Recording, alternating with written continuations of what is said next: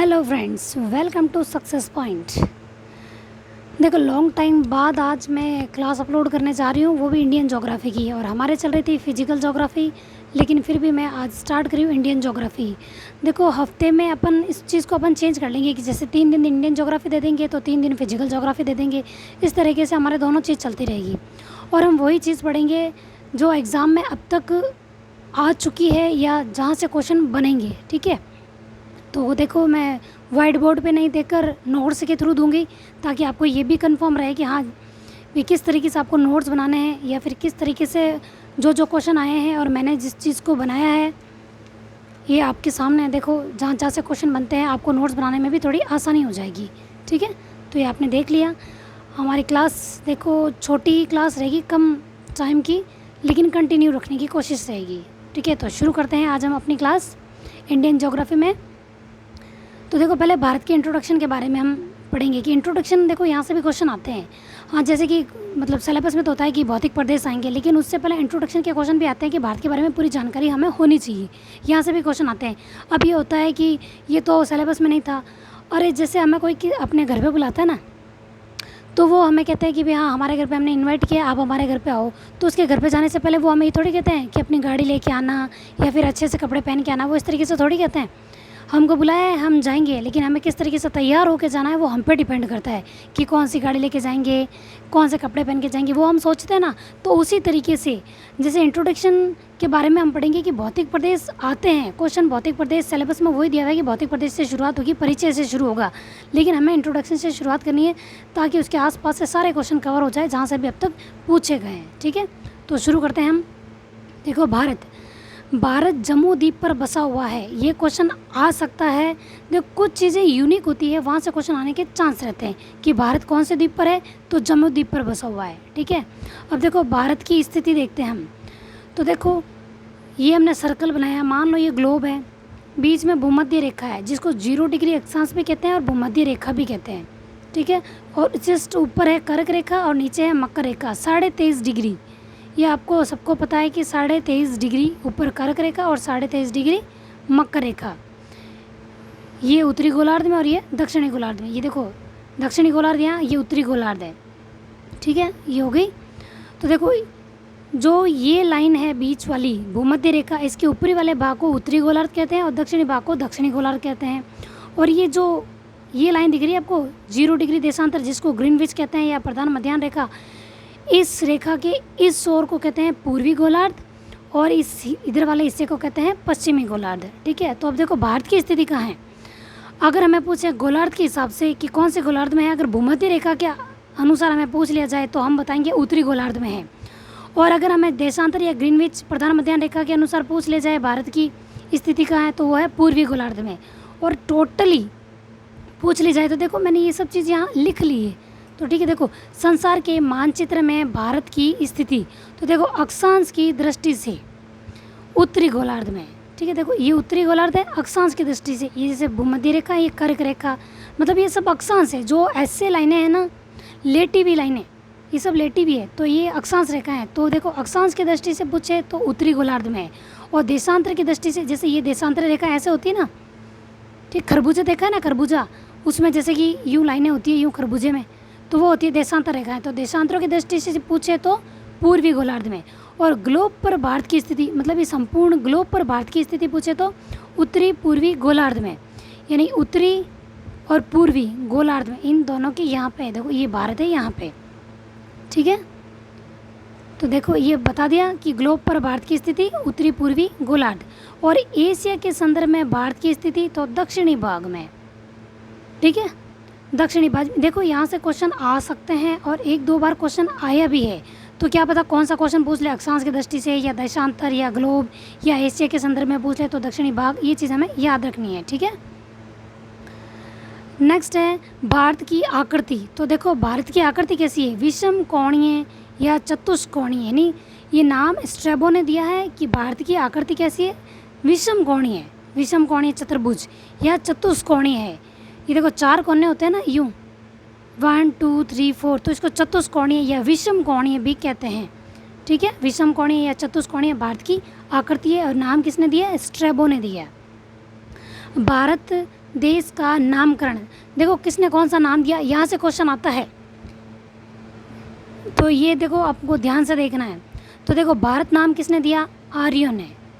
India नाम किसने दिया, यूनानियों ने। हिंदुस्तान नाम किसने दिया, ईरानियों ने। और संविधान में क्या लिखा हुआ है, इंडिया दैट इज़ भारत। और अनुच्छेद एक में क्या लिखा हुआ है, India is union of state that is Bharat. अनुच्छेद 1 में लिखा हुआ है ये, मतलब भारत का नाम कहाँ पे, मतलब किसने कैसा रखा है कि अनुच्छेद 1 में क्या लिखा हुआ है, तो ये संविधान में। देखो संविधान का नाम लिखते ही इंडिया दैट इज़ भारत, बस इतना सा। और अनुच्छेद 1 में पूछे तो India is union of state that is Bharat, याद रखना है, ठीक है। अब देखो इसको याद कैसे करेंगे, तो देखो हिंदुस्तान, तो देखो इसमें ये ऐसे ह बनता है, मतलब याद करने का तरीका भी एक होना चाहिए ना कि इंडिया ये य से ख़त्म होता है तो य से यूनानी, पहले ये चीज़ देख लेते। तो इंडिया य से ख़त्म तो यूनानी, तो इंडिया नाम यूनानियों ने दिया, भारत आर्यों ने, ये आसानी से हो जाएगा। बस कन्फ्यूज़न इसमें होता है कि यूनानियों ने कौन सा दिया और ईरानियों ने कौन सा दिया।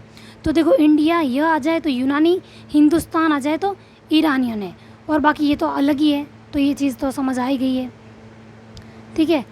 अब नेक्स्ट है, भारत में आने वाली पहली विदेशी जाति कौन सी थी जो भारत में आई थी, वो थी आर्य। और आर्यों ने नाम दिया है भारत, ये मैंने ऊपर बता दिया है।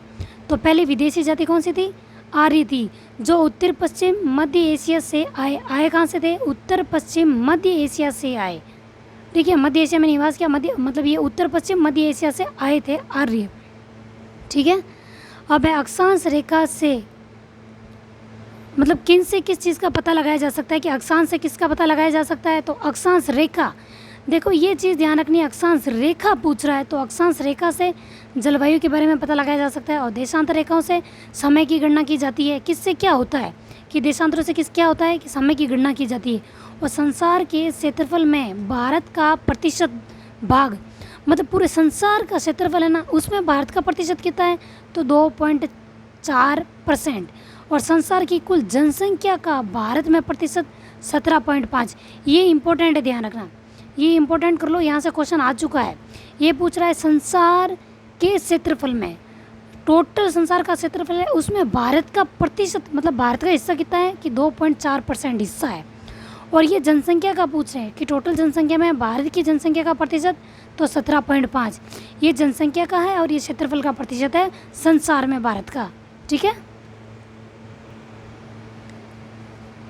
अब देखो नेक्स्ट है उत्तरतम बिंदु जम्मू कश्मीर गिलगित जिला इंदिरा पोल या कोल।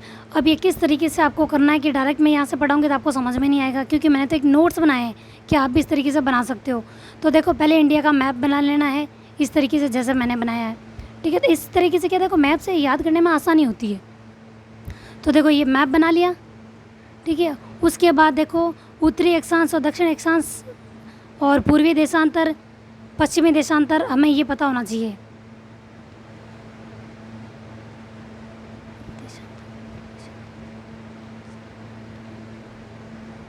तो शुरू करते हैं। तो देखो पहले इंडिया का मैप बना दिया, फिर जो ये रेखा हमने खींची है ना, तो सबसे उत्तरतम ये है और दक्षिणतम यहाँ मैंने जो निशान लगा रखे हैं। अब देखो हमें इसको याद कैसे करना है, 8-4, देखो 8 पे तो डिग्री है और 4 मिनट, 8 डिग्री 4 मिनट उत्तरी अक्षांश से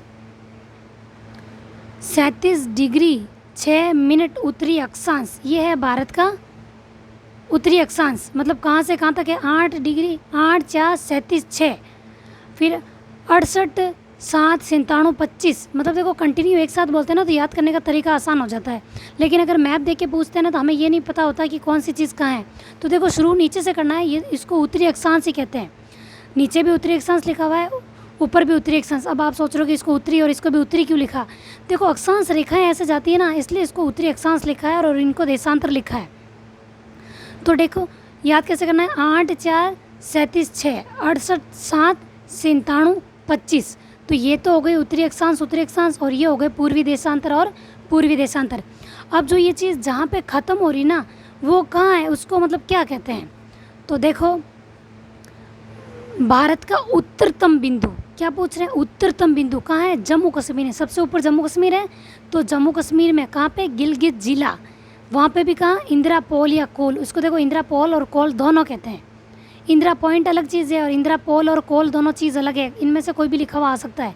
ये गिलगित ज़िले में है और गिलगित ज़िला कहाँ है, जम्मू कश्मीर में, और ये क्या है, उत्तरतम बिंदु है, मतलब भारत का उत्तरी छोर, ये उत्तरतम बिंदु जम्मू कश्मीर, गिलगित ज़िला, इंदिरा पोल या कोल, ठीक है। और देखो नीचे 8 डिग्री 4 मिनट उत्तरी अक्षांश, ये कहाँ है, भारत की मुख्य भूमिका दक्षिण बिंदु। ये देखो इसको चीज़ को ध्यान से पढ़ना, ये क्या कह रहा है, भारत की मुख्य भूमिका दक्षिण बिंदु, सिर्फ दक्षिण बिंदु कह रहा है, दक्षिणतम नहीं कह रहा है। अगर सिर्फ दक्षिण बिंदु कहे तो कैप कैमरून कन्याकुमारी में है, तो देखो सिर्फ दक्षिणी बिंदु पूछे ना तो वो कैप कैमरून कन्याकुमारी में।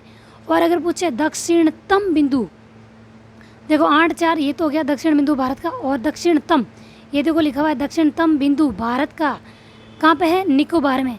देखो ग्रेट निकोबार, मतलब देखो पूछे ना तो हम इसको ये भी बोल सकते हैं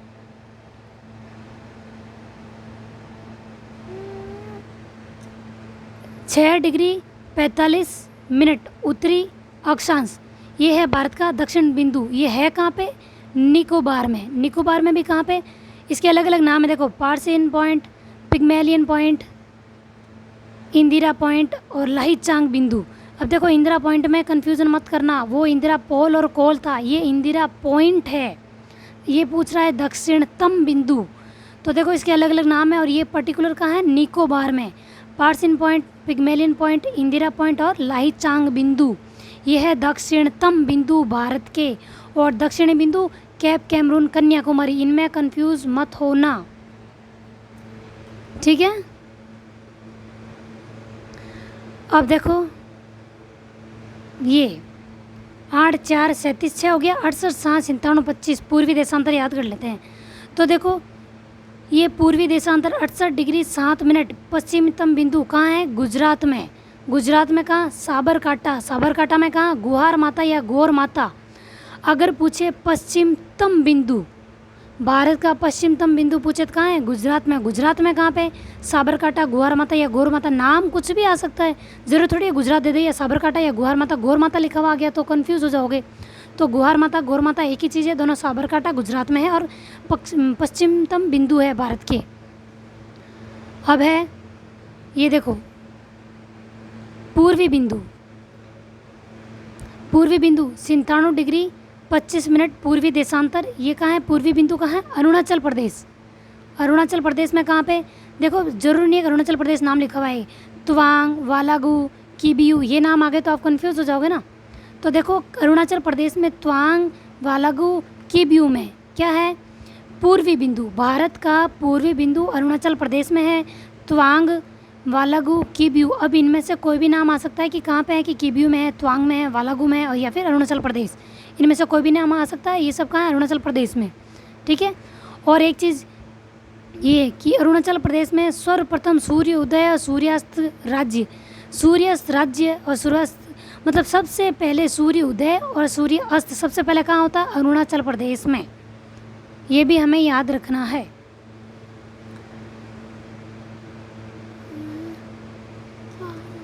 अब हम आते हैं यहाँ पे, देखो नेक्स्ट है हमारा देशांतरों में अंतर। आप सोच रहे हो कि पहले ये चीज़ नहीं बताई तो ये बता देती हूँ। चलो देखो भारत का ये तो अब मैंने बता दिया, जिसमें ये भी चीज़ बता देती हूँ, जो हमने उत्तर से दक्षिण तक की जो लाइन खींची है ना, ये जो भारत की लंबाई और ये चौड़ाई ये भी पूछी जाती है। तो 3214 किलोमीटर, 2933 किलोमीटर। तो देखो ये ज़्यादा है, लंबाई ये है, चौड़ाई ये है, तो 3214 बार बार बोलोगे तो याद रहेगा।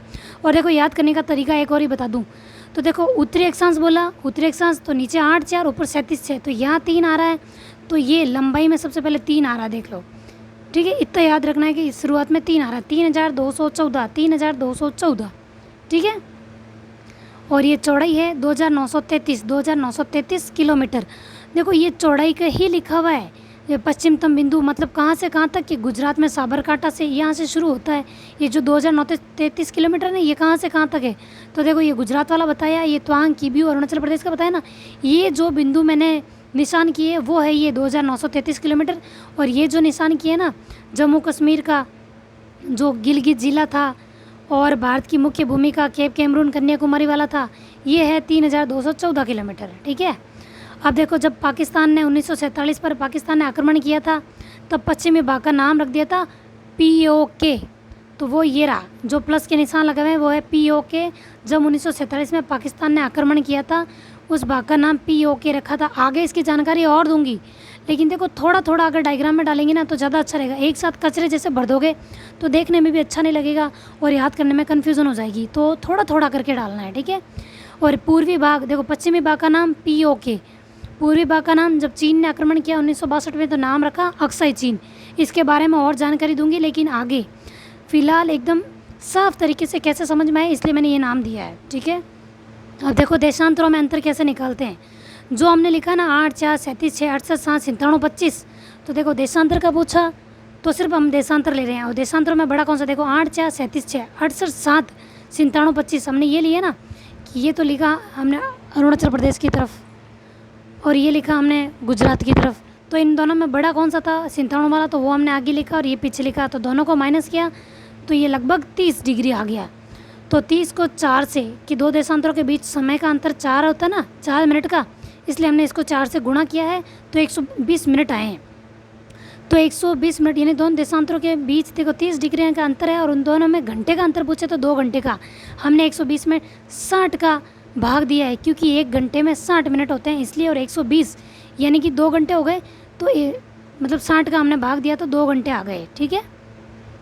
और देखो सूर्य के प्रकाश को एक देशांतर से दूसरे देशांतर तक जाने में 4 मिनट का समय लगता है, इसलिए हमने जो टोटल देशांतर 30 डिग्री है, 30 डिग्री यानी 30 देशांतर है, तो हमें 4 मिनट यानी टोटल कितना समय लगेगा वो निकाला है हमने कि टोटल 2 घंटे लगेंगे, या मिनट में पूछे तो 120 मिनट लगेंगे और 4 मिनट का समय लगता है दो देशांतरों के बीच, यानी ये देशांतर और ये देशांतर दोनों को यहाँ से यहाँ तक सूर्य की किरण को जाने में 4 मिनट का समय लगता है। तो इसलिए हमने इसको इससे गुणा किया है। देखो क्लास लंबी नहीं हो जाए और नोट्स बनाने में आसानी हो, इसलिए मैं आज इतना ही करवाऊँगी। थोड़ा थोड़ा करके करेंगे तो हमारा ज़्यादा अच्छा हो जाएगा और नोट्स इस तरीके से बनाओगे तो आपको याद करने में भी आसानी रहेगी और डायग्राम देखते ही आपको समझ में आ जाएगा। जब आप एग्ज़ाम में बैठोगे ना तो आपको ये डायग्राम आपकी आंखों के से मतलब विजुलाइज़ करोगे ना तो आपको ज़्यादा अच्छे से याद होगा। मतलब मैंने जैसे डायग्राम बना लिया, अब आप आंख बंद करके भी आप उसके बारे में सोचोगे ना तो आपको ये डायग्राम आपके सामने आएगा। तो कोई भी चीज़ ज्योग्राफी पढ़ते हैं ना हमें, तो हमको डायग्राम बना के देखना चाहिए। डायग्राम से हमें ये फ़ायदा होता है कि जब हम एग्ज़ाम देते हैं ना तो वो डायग्राम हमारे आंखों के सामने आता है और हमें चीज़ें याद हो जाती है। ये तो है विजुअलाइजेशन, कि हम जो चीज़ जिस तरीके से करते हैं और उसको विजुअलाइजेशन करते हैं ना, जैसे हम सो रहे हैं और उसके बारे में सोच रहे हैं, या फिर हम देखो रात को पढ़ के अगर कोई चीज़ सोते हैं ना, जैसे ये डायग्राम देखिए, अगर आप रात को सोओगे ना तो ये डायग्राम बार बार आपके आंखों के सामने आएगा और आपको ये चीज़ याद रहेगी। ये होता है डायग्राम का आपको फ़ायदा। तो देखो हमारी ज्योग्राफी इसी तरीके से कंटिन्यू रहेगी, क्लास बड़ी ना हो जाए इसलिए आज इतना ही। ठीक है। तो क्लास को देखो शेयर करो, सब्सक्राइब करो, लाइक करो। क्लास कैसी लगी मुझे कमेंट किया करो। और कोई भी अगर समस्या हो कि किस तरीके से आपको समझ में आ रहा है नहीं आ रहा है, या आपको क्या चीज़ और ऐड करनी है वो भी आप मेरे को बता दो। देखो इसमें बहुत सारी चीज़ें शामिल है, ना ही कोई पर्टिकुलर NCERT है, कोई एक चीज़ शामिल नहीं है इसमें। NCERT भी है, ऑथेंटिक बुकों को भी शामिल किया गया है, कई टीचरों के नोट्स को भी शामिल किया हुआ है और ईजी तरीके से मैंने ये चीज़ बनाई है। और क्वेश्चन जैसे ऑब्जेक्टिव क्वेश्चन जहाँ से है ना वो सारी चीज़ें मैंने इसमें शामिल की है कि कहाँ कहाँ से क्वेश्चन बन चुके हैं अब तक, वो सारी चीज़ें मैंने इसको शामिल की है, ताकि देखो ऑब्जेक्टिव क्वेश्चन करोगे तो भी आपको ये देखते आपको समझ में आने लग जाएगा। ठीक है। तो इस तरीके से हम ये क्लास करेंगे कंटिन्यू। Thank you.